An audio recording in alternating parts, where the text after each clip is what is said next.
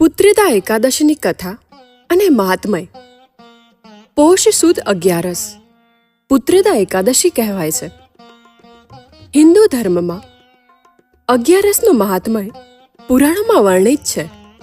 પદ્મપુરાણ, નારદ પુરાણ જેવા વિવિધ પુરાણોમાં ભગવાન નારાયણના ભક્તો માટે એકાદશીના વ્રતને ઉત્તમ બતાવવામાં આવ્યું છે.